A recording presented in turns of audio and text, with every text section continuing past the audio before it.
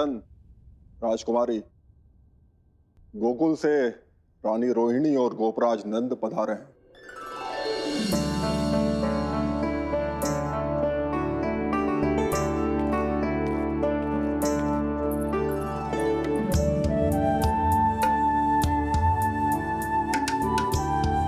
स्वामी,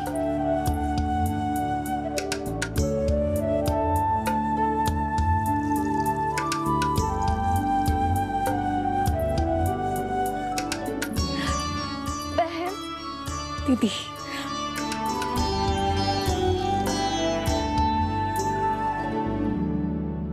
भाई नंद, जो आप हमारे लिए कर रहे हैं उसके लिए धन्यवाद शब्द बहुत छोटा है। मैं अपने भाग्य को स्वीकार कर चुका हूं। यदि यही श्री नारायण की इच्छा है तो यही सही।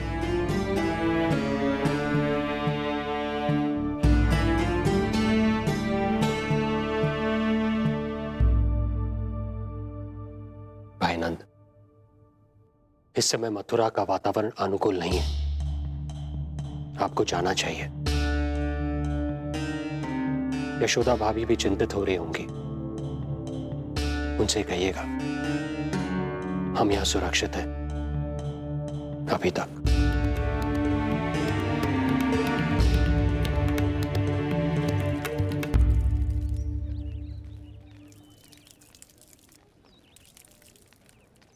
वसुदेव भैया का भाग्य पर भरोसा देख वे अपनी संतानों को कंस को अवश्य सौंपेंगे। ईश्वर, इतना कठोर वचन, जब इसे निभाने का कठिन समय आएगा तो कैसा अनुभव करेंगे वे? उनका हृदय तो चकनाचूर हो जाएगा।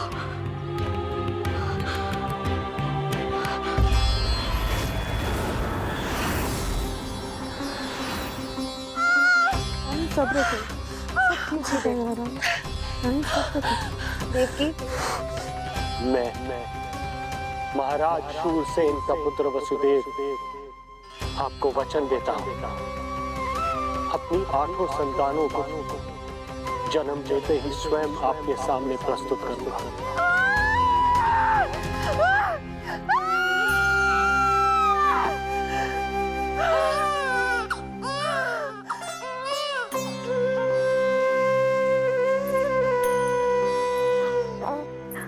बधाई हो स्वामी, आपको पुत्र रत्न प्राप्त हुआ है।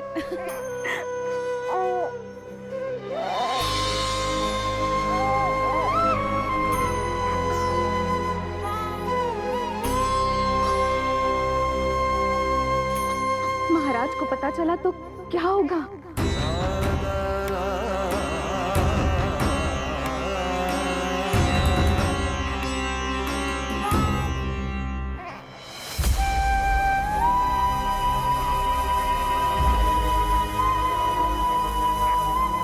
अपने पुत्र को इन हाथों में थामना।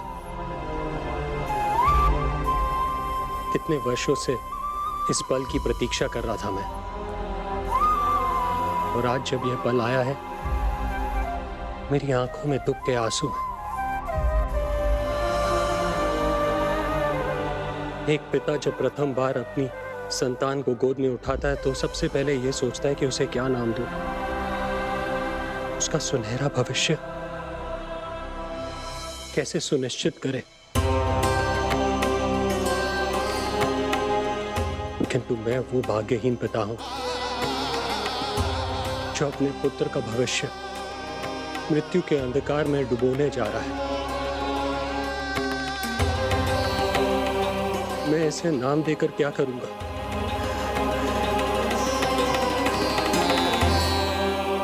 क्या आपके वचन का महत्व आपके पुत्र के प्राणों से अधिक है स्वामी?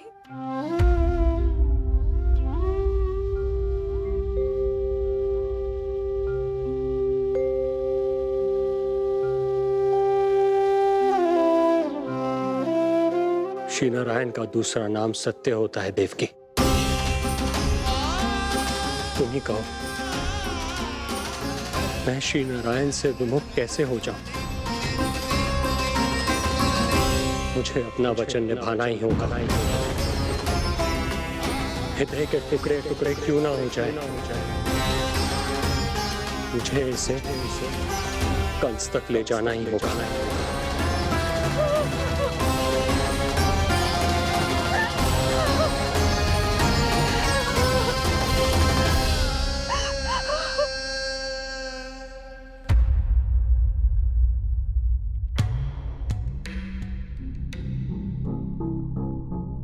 वाह,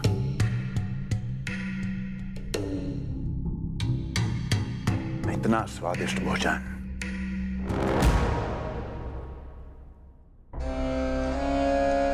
किसी विशेष इच्छा की पूर्ति के लिए मुझे सम्मोहित तो नहीं करना चाहती? मुझे पति के रूप में प्राप्त कर तो चुकी हो, अब प्राप्त करने को क्या क्या बचा है प्राप्ति? मैं प्राप्ति नहीं, अस्थि हूं स्वामी। प्राप्ति तो छुई मुई बनकर वहां खड़ी है। आप सदैव अपने विषय में ही सोचते हैं, कभी मेरे ओर भी निहारा कीजिए, तभी तो मेरा नाम सही से स्मरण होगा आपको। मैं अपने विषय में ही सोचता हूं, तभी तो दसों दिशाओं में मेरे नाम का डंका बजता है, मेरे साम्राज्य का विस्तार होता है, तभी तो मेरा अस्तित्व है। अस्थि स्मरण रहे, तुम हो क्योंकि मैं हूं।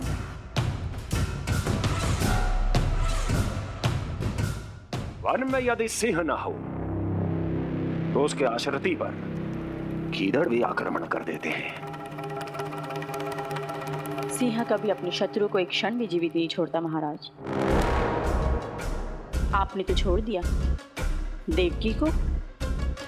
सिंह नहीं, आप वो गाय हैं जो अपनी कसाई से अथाह प्रेम करती है।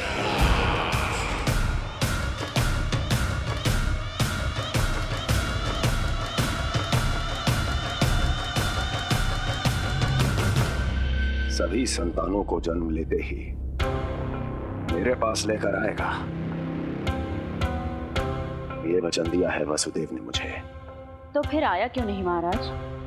प्रथम शिशु का जन्म तो हो चुका है।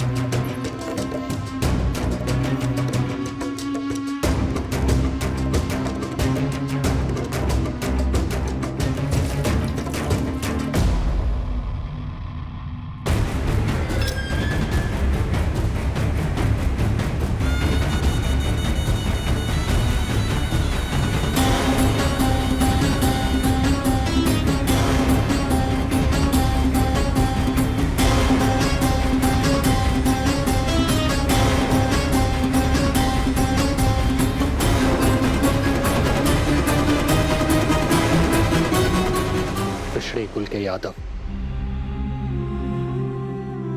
अपना वचन मिथ्या नहीं होने देते महाराज।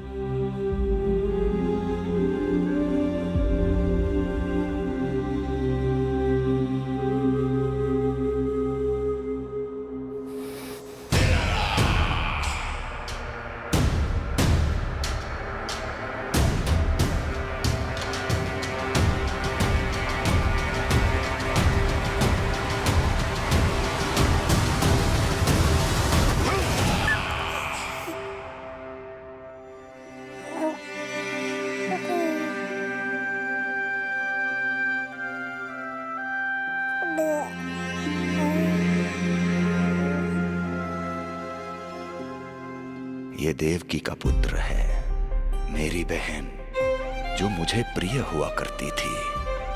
उसका प्रथम पुत्र है ये, मेरा प्रथम भांजा।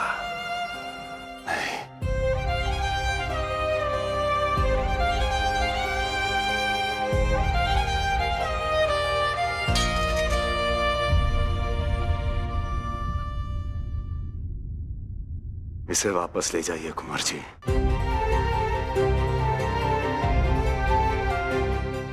देवकी की प्रथम संतान से मुझे कोई संकट नहीं।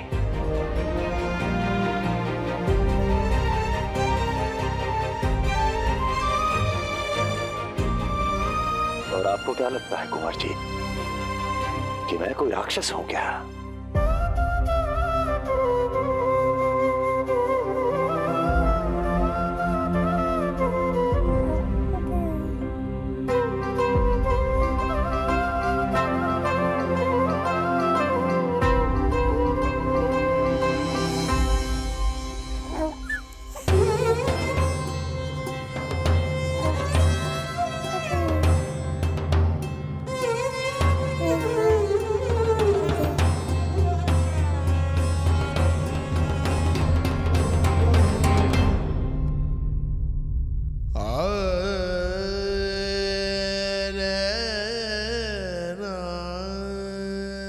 तो उसे अपनी गोद पे भी नहीं उठा पाई थी दीदी। उसका वो सुकुमार मुख मेरी स्मृति से जा ही नहीं रहा। वो मधुर रुदन अभी तक मेरे कानों में गूंज रहा है। मैं तुम्हारी पीड़ा का अनुमान लगा सकती हूँ देवकी। मैंने उसे जन्म नहीं दिया था, फिर भी मेरे कान अभी तक उसके रुदन की ध्वनि सुन रहे हैं। क्योंकि ये अपनी माओ को पुकार रहा है। तुम्हारे भैया ने हमारे पुत्र को प्राणदान दे दिया है देवकी।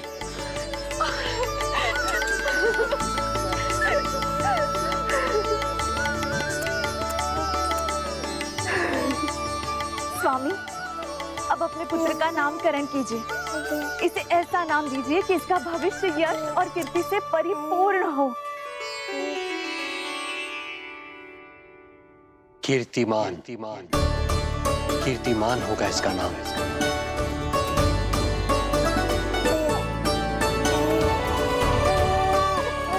कीर्तिमान।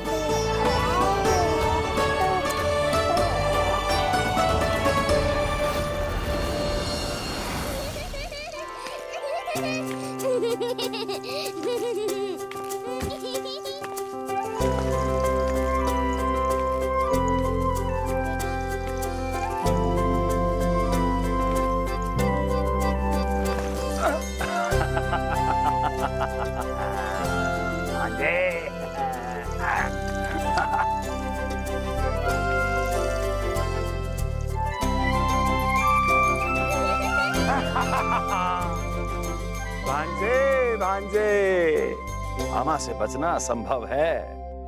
मामा जी, आपकी भुजाओं में कितना बल है, मुझे पीड़ा हो रही है। मेरा दूसरा हाथ पकड़ लीजिए। तुझे पीड़ा हो रही है? ये ले।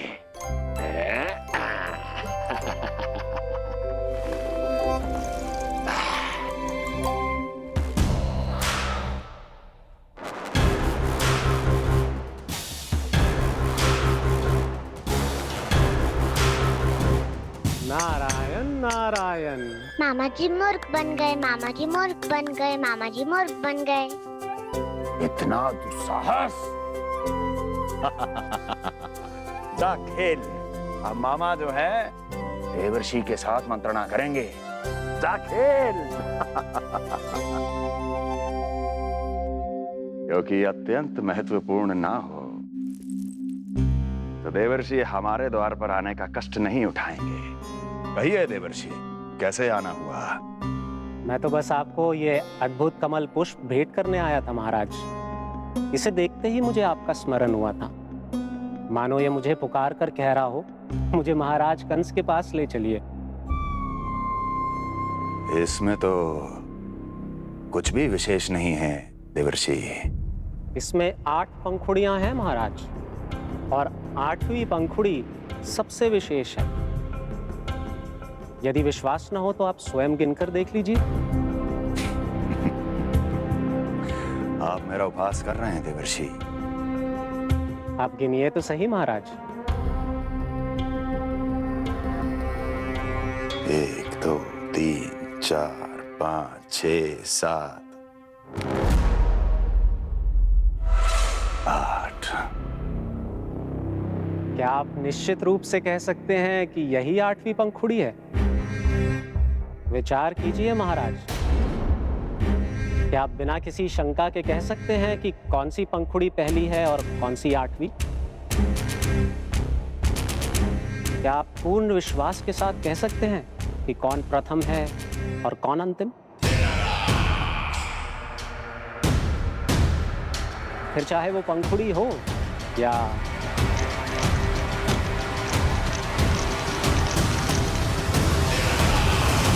सावधान करने के लिए धन्यवाद देवर्षि। कंस के साथ धोखा करने वाले को अति भीषण दंड मिलेगा। भविष्य में ऐसी कल्पना मात्र से ही मेरे शत्रु भय से कांप उठेंगे। मथुरा नरेश, मैं तो मात्र पंखुड़ियों की बात कर रहा था। यदि आपने कुछ और समझ लिया है तो उसका उत्तरदायित्व तो मेरा नहीं है।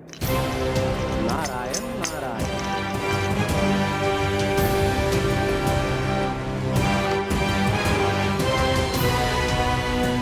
विचार कीजिए महाराज। क्या आप बिना किसी शंका के कह सकते हैं कि कौन सी पंखुड़ी पहली है और कौन सी 8वीं? क्या आप पूर्ण विश्वास के साथ कह सकते हैं कि कौन प्रथम है और कौन अंतिम? फिर चाहे वो पंखुड़ी हो या मामा जी मूर्ख बन गए, मामा जी मूर्ख बन गए, मामा जी मूर्ख बन गए, मामा जी मूर्ख बन गए।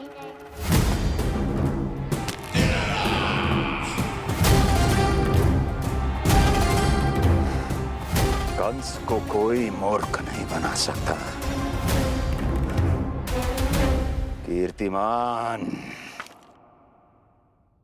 जी मामा जी। क्रोध काम लोभ मद मोह मत्सर, क्रोध काम लोभ मद मोह मत्सर, क्रोध काम लोभ। मामा जी मुझे दर्द हो रहा है। काम लोभ मद मोह मत्सर, क्रोध काम लोभ मद मोह मत्सर।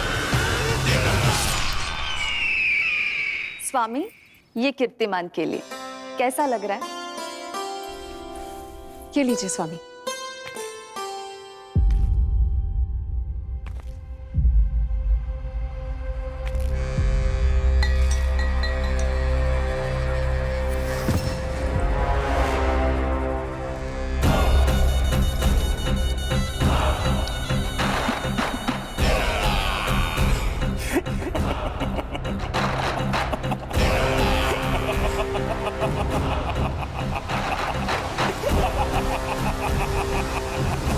नेत्रों के सामने अपनी संतान की हत्या होते हुए देखना कितना पीड़ादायक रहा होगा ये दृश्य।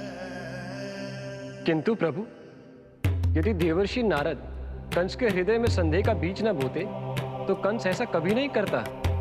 तो फिर उसे उकसाए ही क्यों देवर्षि ने? आप भूल गए देवराज, समस्त संसार में जो भी होता है मेरी इच्छा अनुसार ही होता है। यही प्रश्न नारद ने भी मुझसे पूछा था।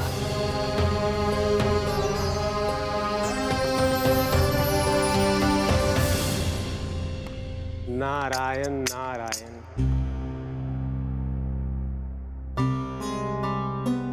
छोटे से बालक की इतनी निर्मम हत्या और माध्यम बना मैं। प्रभु, ये कैसी लीला है आपकी?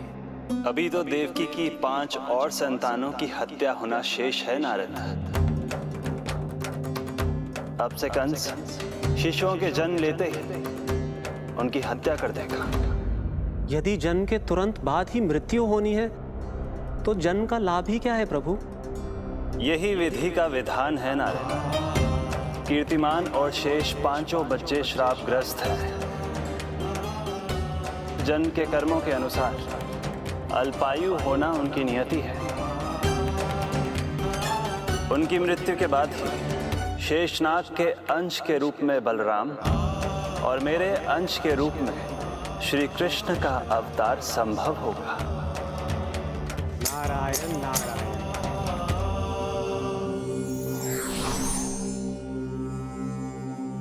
देवकी के पुत्र एक के बाद एक जन्म लेते रहे और उनकी हत्या कर कंस अपने पापों की संख्या में वृद्धि करता रहा। नहीं! मत मारो! मेरा पुत्र! मेरा पुत्र!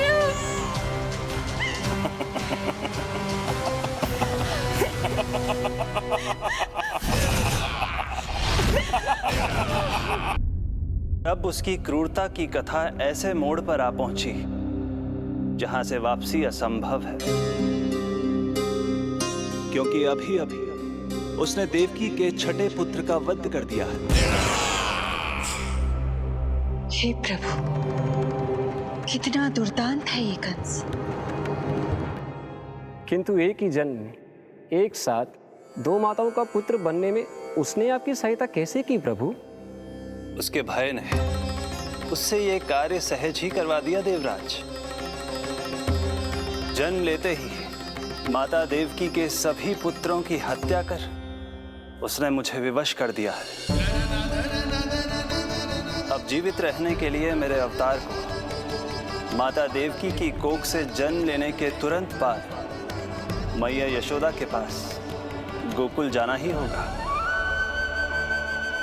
और इस प्रकार कंस के कारण एक ही जन्म में दो माताओं का पुत्र बनने का आपका वचन सत्य सिद्ध होगा। आपकी लीला अपरंपार है प्रभु।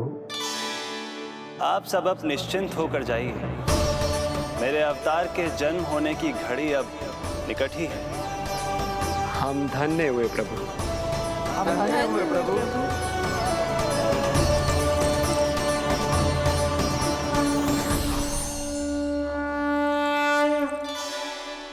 मुझे तो अभी से मैया यशोदा के साथ आपको खेलते हुए देखने की उत्सुकता हो रही है। उनकी प्रवृत्ति कितनी निराली है। क्रोध ना करूं तो क्या करूं? देखिए इसकी शैतानी, फिर चला गया सुलक्षणा के बगीचे में फूल खाने। और आपको तो पता है ना सुलक्षणा का, इतनी सी त्रुटि हो जाए पूरे गांव में बखान करने में कोई कमी ना रखती। और जे की अरे जब ग्वालिनों को पता चलेगा तो क्या कहेंगी? यही ना कि जसोदा अपने बच्चे को खाना ना देती, भूखा रखे है। सुनो जी, मैं तो कहती हूँ अब ब्याह करा देते इसका। अब वो ही ध्यान रखेगी इसका। केवल पत्नी सुधार सकती है तुझे। तुम इसके बारे में बात कर रही हो कि मेरे बारे में? नहीं, वैसे सारे गोकुल वाले यही कहते हैं कि हमारे घर पर तुम्हारा ही राज चलता है। हे नारायण, ये परिहास की बात है क्या? मैं इतना दबा के रखती हूँ क्या आपको? यशोदा, हास की बात थी। रामू के कारण मुंह से निकल गई। तुझसे तो मैं बात ही ना करूंगी। कर अपने मन की।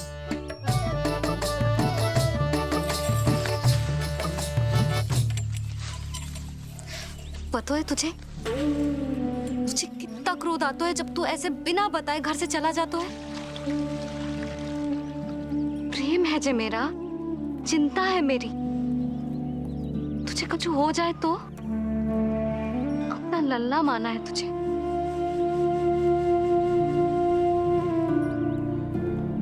मेरे भाग्य में तो आमन्ना लिखो ही ना है।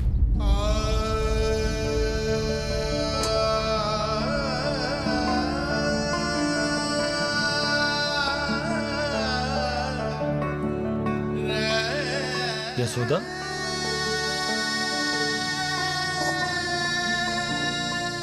आपको पता है, जब मैं छोटी थी इसके जैसी चंचल थी।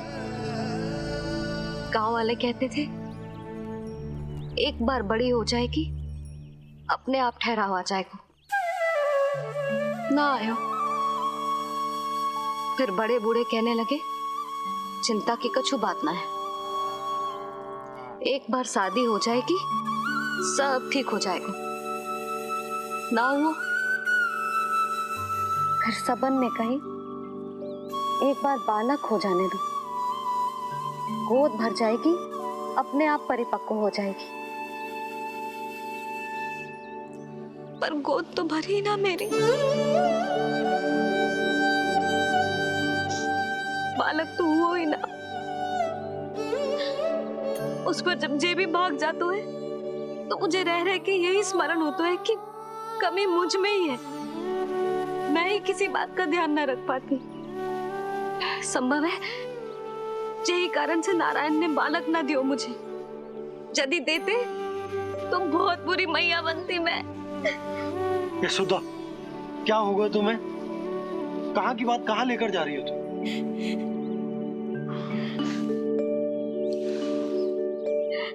बालक अवश्य होगा हमें, और बहुत अच्छी मैया बनोगी तुम। बस नारायण सही समय की प्रतीक्षा कर रहे हैं। मेरी तो ना सुन रहे बे, आप ही कह दियो उनसे, अब और प्रतीक्षा ना होगी मुझसे।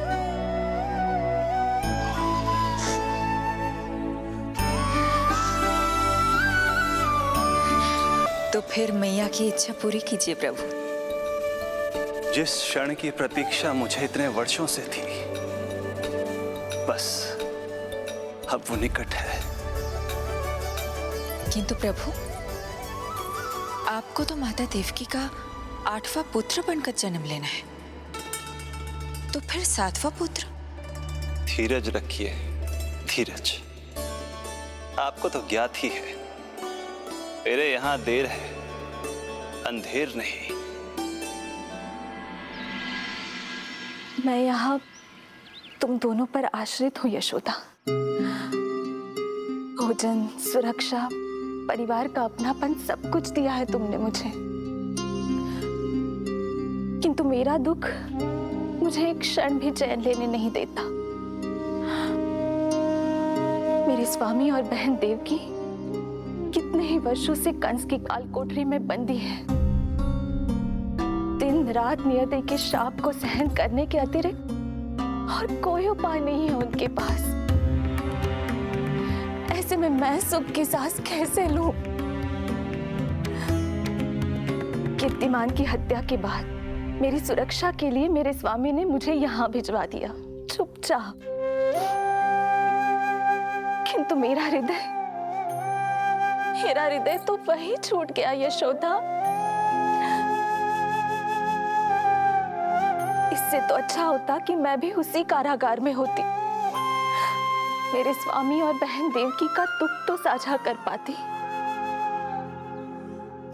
अपनी 6 संतानों को कंस के हाथों मृत्यु के गोद में जाते देखा है उन्होंने। अब तो मुझे उस क्षण की कल्पना से भी डर लगने लगा है, जब देवकी अपने 7वें पुत्र को अपने गर्भ में धारण करेगी। भय से भविष्य नहीं टलता, होनी होकर ही रहती है। समय बीता और देवकी के गर्भ में 7वें पुत्र का आगमन हुआ। क्या इसका भी भविष्य वही होगा जिसके भाइयों का हुआ था? इस बंदी गृह की दीवारें, प्रत्येक ईंट, प्रत्येक पत्थर, यहां तक कि यहां की वायु भी उस कंस की बंदी है। अब तक तो उसे सूचना भी मिल चुकी होगी। वो निर्दयी, क्रूर प्रतीक्षा कर रहा होगा कि कब तुम्हें प्रसव हो और कब उसकी तलवार हमारे नन्हे शिशु, हमारी 7वीं संतान का रक्त पिए।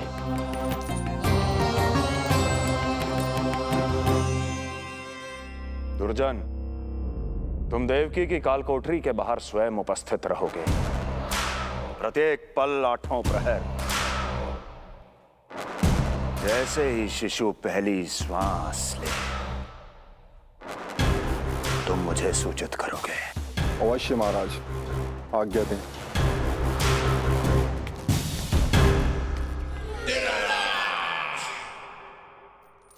कुछ कीजिए स्वामी, कुछ कीजिए। मैं नहीं चाहती कि ये अपनी प्रथम श्वास इस बंदी गृह में ले। देवकी, विवशता से मेरा कलेजा भी फटा जा रहा है, किंतु इस काल कोठरी में बंद मैं कर ही क्या सकता हूं?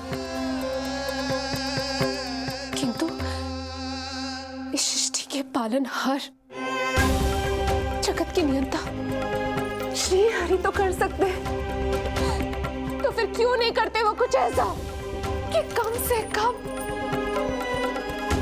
मेरी इस संतान का अंत उतना दुखद ना हो जैसा अन्य संतानों का हुआ था। क्यों नहीं करते वो कुछ हरि, क्यों नहीं करते? बताइए ना स्वामी, क्यों नहीं करते वो, क्यों नहीं करते? जो देवी भविष्य में मेरी मां बनने वाली है, उनकी करुणा भरी पुकार को मैं व्यर्थ कैसे जाने दे सकता हूं? कंस के राक्षस तत्व के अंत के लिए ऐसी माया की आवश्यकता है जो मेरी लीलाओं को क्रियान्वित भी कर दे और उसे भनक भी ना पड़े। ऐसी क्षमता और माया किसके पास है प्रभु?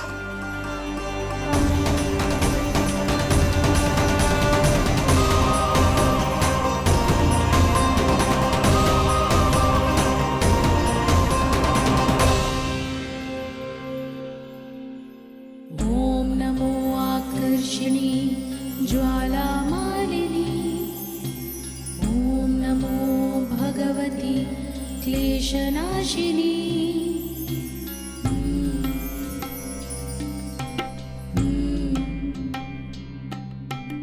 ओम नमो योगमाये सर्वमोहिनी।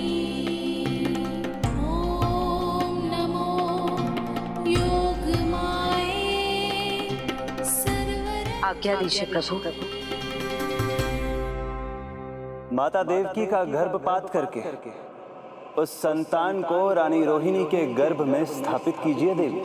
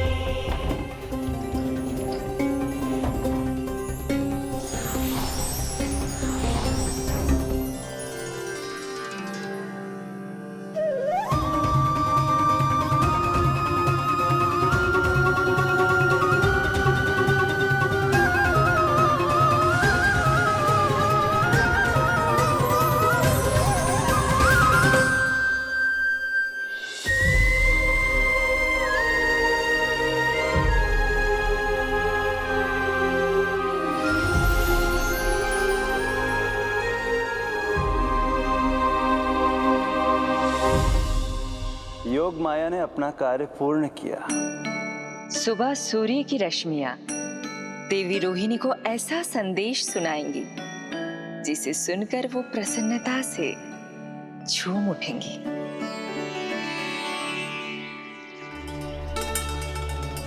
यादव कुल के नए राजकुमार के आगमन पर बहुत बहुत शुभकामनाएं रानी।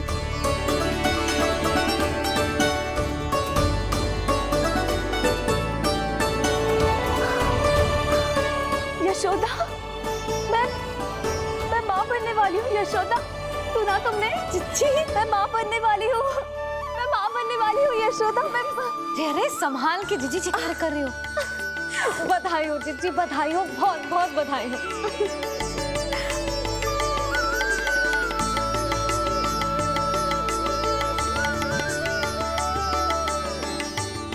विधि का विधान भी विचित्र होता है। रोहिणी, जिनका ये पुत्र नहीं है, वो प्रसन्न है, किंतु देवकी, जिनका ये पुत्र है, वो व्याकुल है।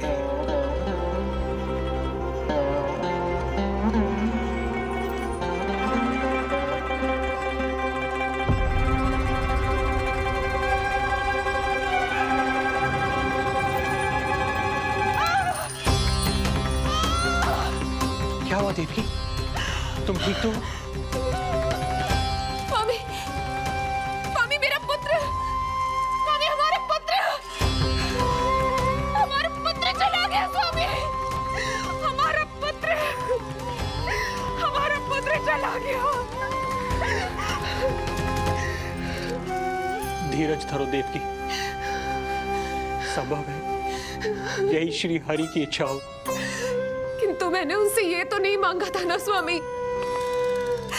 मैंने कहा था हमारा पुत्र यहाँ श्वास न ले। इसका ये अर्थ नहीं था। क्यों किया नारायण ने ऐसा? क्यों किया?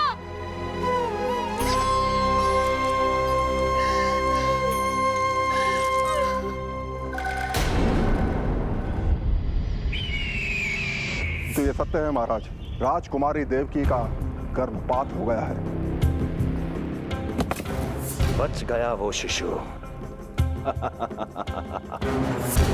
किंतु यदि मेरे हाथों उसकी मृत्यु होती तो अधिक कष्ट होता उसे। सुख में समय पंख लगाकर उड़ता है। शीघ्र ही रोहिणी के प्रसव का दिन आ पहुंचा और उसने एक स्वस्थ और सुंदर बालक को जन्म दिया।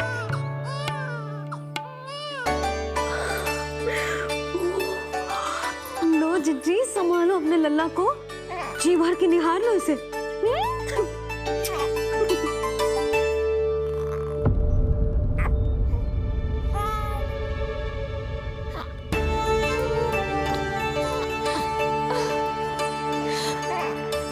मेरा पुत्र राजकुमार।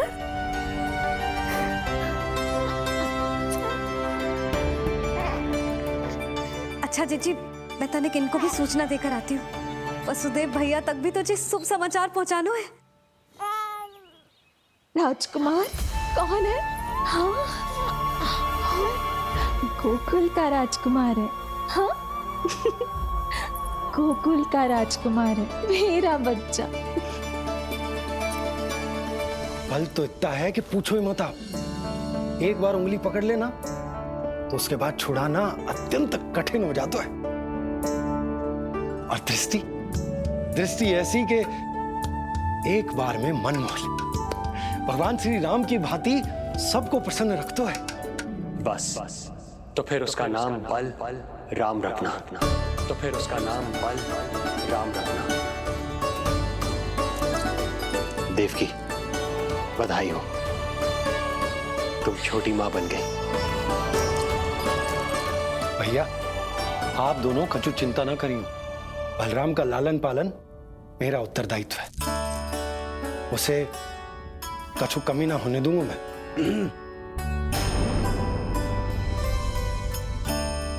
मुझे चलना चाहिए। कितने वर्षों बाद तुम्हारे कारण शुभ समाचार मिला है हमें।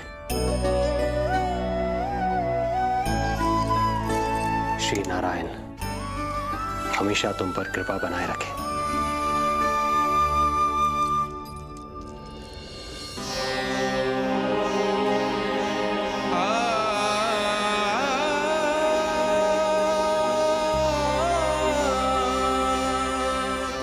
आपको बहुत बहुत बधाई हो स्वामी।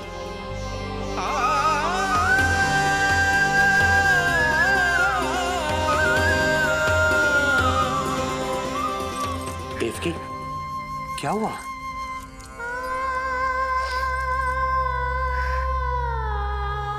कुछ नहीं। रोहिणी दीदी ने हमको वो सुख दे दिया जो मैं कभी ना दे सकी। उन्होंने आपको संतान दे दी, किंतु मैं देवकी,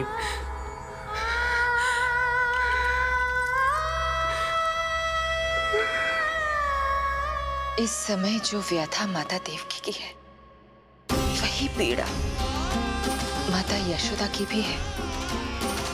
माता देवकी की ममता अपनी सभी संतानों को खोने की वेदना से त्रस्त है, तो माता यशोदा की ममता संतान ना होने के संताप में झुलस रही है। सत्य कहा देवी, मुझे आभास हो रहा है मैया यशोदा का हृदय मुझे अपनी गोद में खिलाने के लिए कितना व्याकुल है। सच्ची श्री हरि, सच्ची में प्रसन्न हूं मैं कि आपके आशीर्वाद से रोहिणी जी को इतना प्यारा लल्ला हुआ है। पर मुझसे क्या त्रुटि हुई नारायण? मुझे क्यों न दियो आपने लल्ला? मुझसे क्या त्रुटि हुई नारायण? मुझे क्यों न दियो आपने लल्ला?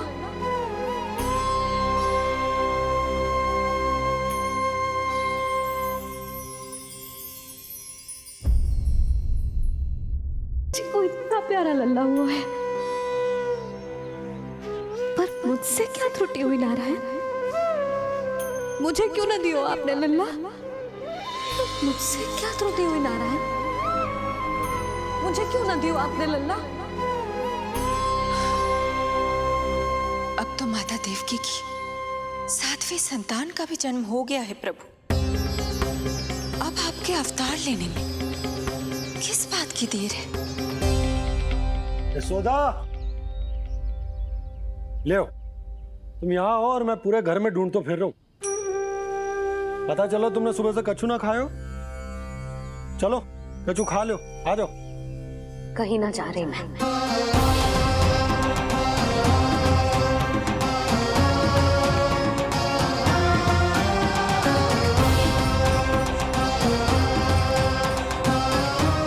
क्या होगा? हरि को बांध के बैठी हूँ। जब तक मेरे प्रश्नों के उत्तर ना देंगे, ना कहीं जाऊंगी, ना कछु खाऊंगी। कौन से प्रश्न और कैसे उत्तर? गोकुल की प्रत्येक स्त्री को ममता का वरदान दिया है आपने, तो नारायण मुझसे ऐसा कौन सा अपराध होगा कि आपने मुझे अभी तक इस सुख से वंचित रखा है?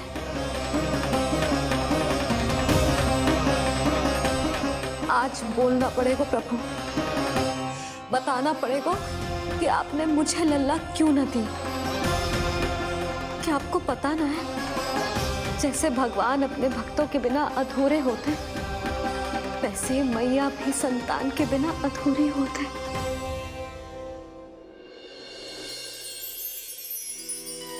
साचा सुमीरन सबसे हरि को, साचा है हरि नाम, जिनकी कृपा से बन जाते हैं सबके बिगड़े काम। साचा सुमीरन मैया यशोदा उसी वेदना का अनुभव कर रही है जिसका अनुभव उन्होंने पिछले जन्म में माता धारा के रूप में किया था। आपका कथन सत्य है देवी। अब मैया यशोदा को उनके कष्ट से मुक्ति दिलाने का समय आ गया है।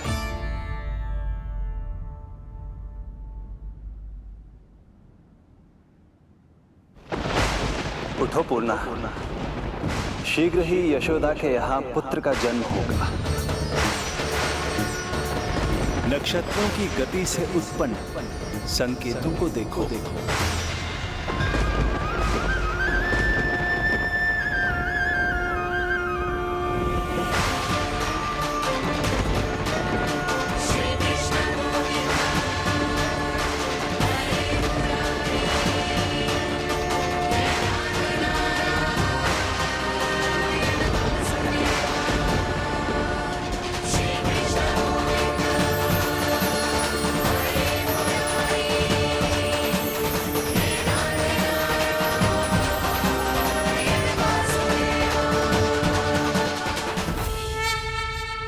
इतने विशेष कार्य के लिए इनका चुनाव। ये देवी कौन है प्रभु? ये मेरे भविष्य में होने वाले गुरु महर्षि संदीपनी की माता हैं देवी। अपने ज्ञान के कारण गोकुल वासियों की श्रद्धेय हैं। यदि मेरे आगमन की सूचना मैया यशोदा को ये देंगी तो ही मैया विश्वास करेंगी।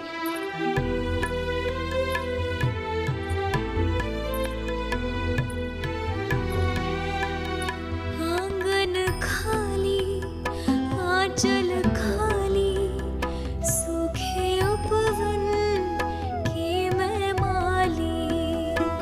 क्यों ना मेरे भाग में ललना, क्या मेरे घर ना एगो पलना। विवश ना करो इतना मुझको, मिलेगो ना एक क्षण भी शयन को।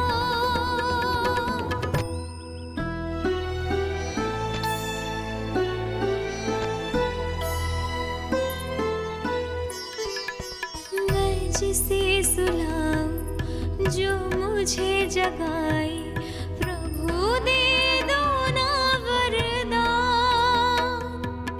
साचा सुमीरन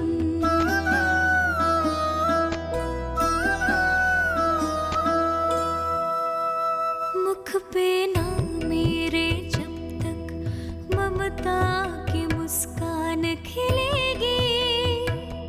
तुमको भी न तब तक भोग में तुम्हारी अति प्रिय खीर मिलेगी।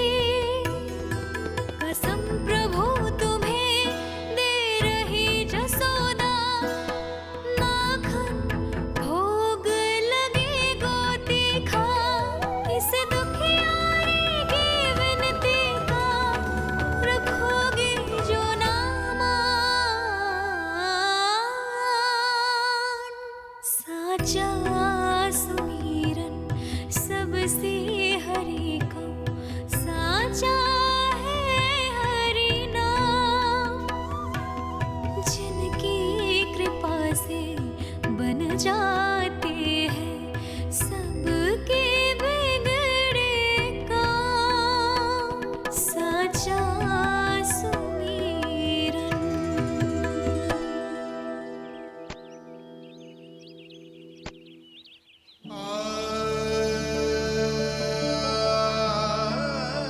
यशोदा, मैं तुम्हारी व्यथा समझ रहा हूं, पर खाना छोड़ना अच्छी बात ना है। श्री हरि तुम्हारी पुकार अवश्य सुनेंगे। भरोसा रखो। लो, कचो खा लो। भगवान से हट करना सही बात ना है यशोदा। भूखे प्यासे रहे प्राण देने हैं क्या? यशोदा,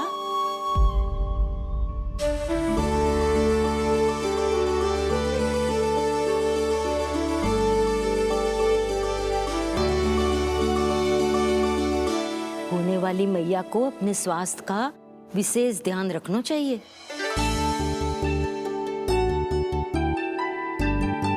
खाना खा, भौचक देखती मती रहे, विश्वास कर। नक्षत्रों की गति देखी है मैंने। पूनम मौसी, क्या सच्ची? आप सच्ची कह रही हो ना? भाद्रपद माह की अष्टमी तिथि को रोहिणी नक्षत्र में जब सूर्य सिंह राशि का होगा और चंद्र वृषभ राशि का, तब मध्य रात्रि तेरे लल्ला का जन्म होगा।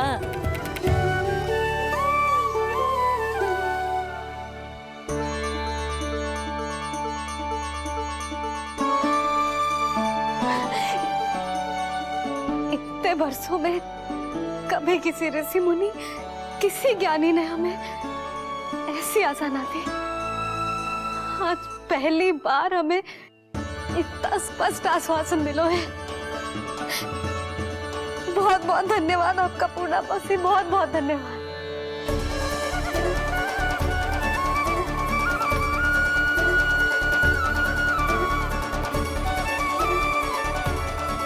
ना, मौसी को धन्यवाद ना देते लाली, मौसी से आशीर्वाद लेते हैं।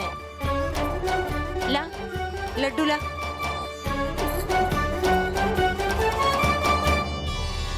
खा ले।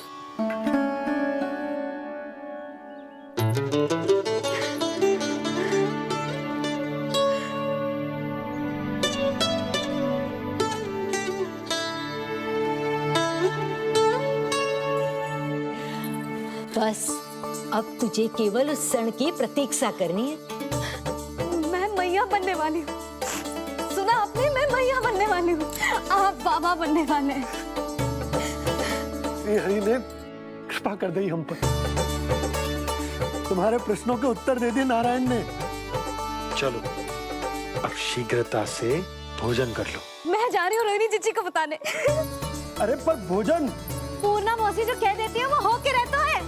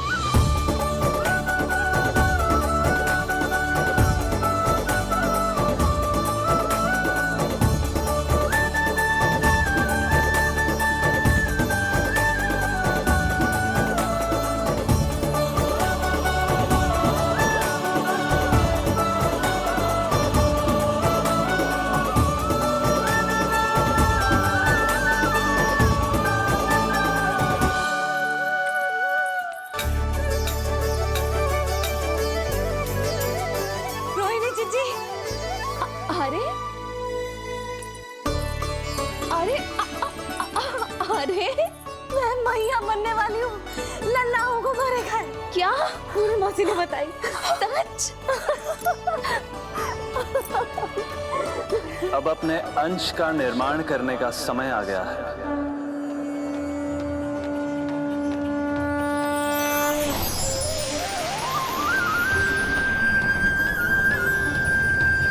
वसुदेव सुतं देवं वंशचाणूरमर्दनम्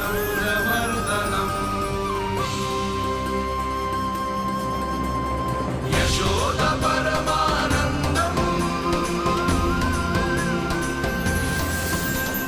कृष्णं वन्दे जगद्गुरुं कृष्णं वन्दे जगद्गुरुं कृष्णं वन्दे जगद्गुरुं कृष्णं वन्दे जगद्गुरुं कृष्णं वन्दे जगद्गुरुं कृष्ण कृष्ण कृष्ण कृष्ण कृष्ण कृष्ण कृष्ण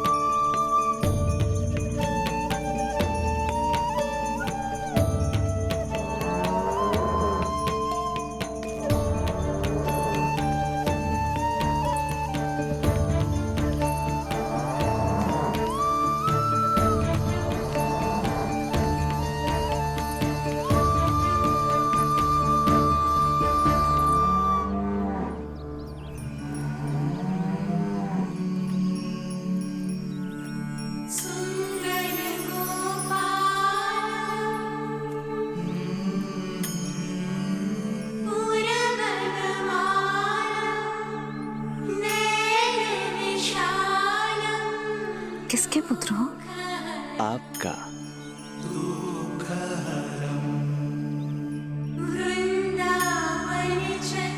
आपकी गोद में शीघ्र ही खेलने के लिए मैं आतुर हूं मैया। कछु विचित्र लग रहा है। कौन हो तुम? मैं हूं श्री विष्णु का अवतार।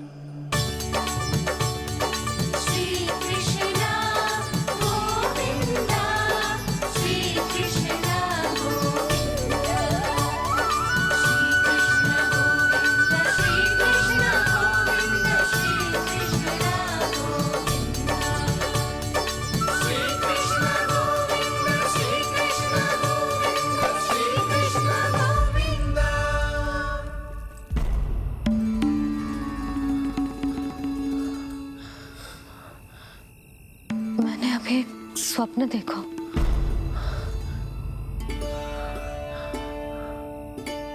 क्या वो स्वप्न वन में था?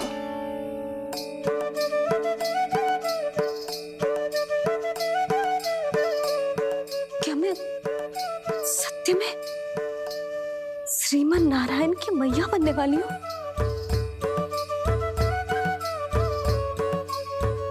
यशोदा ने स्वप्न में जो देखा था, सांसारिक माया के कारण वो उस पर विश्वास करने में असमर्थ थी।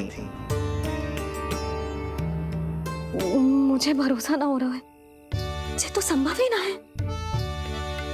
मैं श्रीमन नारायण की मैया कैसे बन सकती हूँ? परंतु स्वप्न इतना सच्चा, इतना वास्तविक था यशोदा। ऐसा लगो जैसे स्वप्न ना है, सच की परछाई। आप मेरा उपहास कर रहे हो ना? अरे कल तक तो ये भी ना पता था कि मैं कभी मैया भी बन पाऊंगी कि ना। और आज आप कह रहे हो कि श्रीमन नारायण स्वयं मेरी कोख से जन्म लेंगे? ना ना, ऐसे उल्टे सीधे विचार मेरे मन में मत ही डालो आप। मैं तो साधारण सी स्त्री हूँ जो बस एक सामान्य सी मैया बनना चाहती है। मुझे तो बस एक सामान्य सा लल्ला चाहिए, छोटा नटखट प्यारा सा मेरा बाल गोपाल। मेरा लाडला होगा वो, मेरा राज दुलारा, मेरी आंखों का तारा।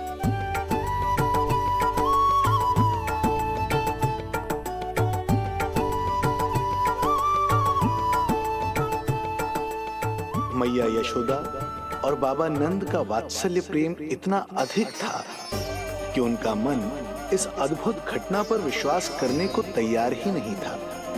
जिस स्वप्न को सत्य समझना था, उसे